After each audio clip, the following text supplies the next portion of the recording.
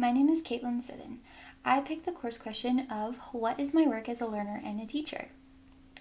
And how could I keep myself engaged in what I'm wanting to teach? There was a talk by Boyd K. Packer, and in this talk he said we have an organization to maintain with a constant problem of staffing. We have programs to manage, we have procedures to follow, we have official policies to administer, then we have principles to honor and teach.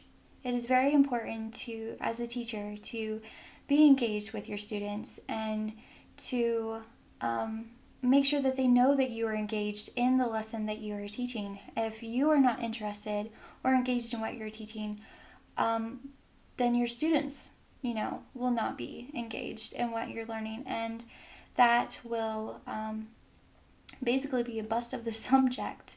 If you are not engaged, they will not be engaged. Is what I am teaching exciting? So I came up with some few ideas along with my partner that I met with this week. We came up with study the lesson and create a creative lesson plan. As a teacher, you should always study the lesson before teaching it. I think that's pretty obvious.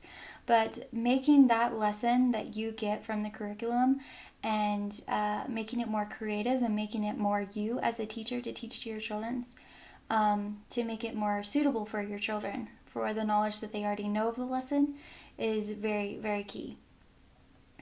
We also came up with create a game or a song.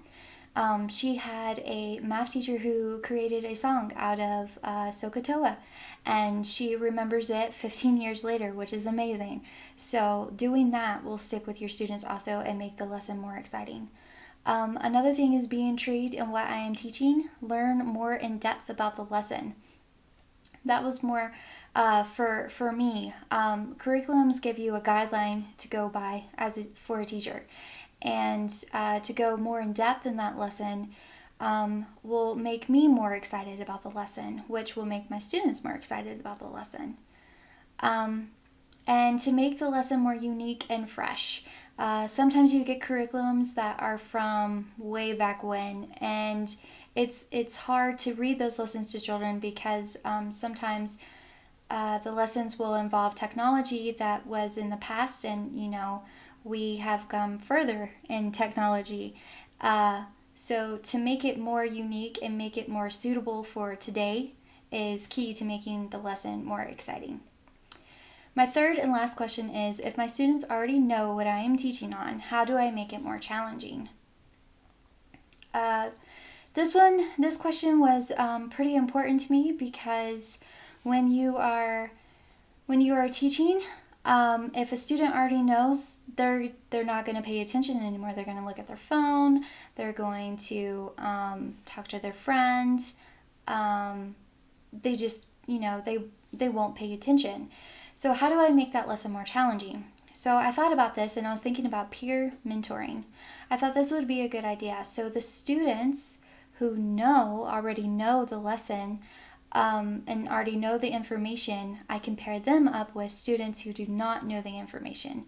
So they can teach the other students, which will be more, it'll make the lesson more exciting for the students who already know the lesson, and it will help the students who do not know the lesson. And it will also help with social skills also. So have the students teach each other. Also, as a teacher, study more in depth of the lesson and ask more challenging questions. That goes with my question that I had before about making the lesson more exciting.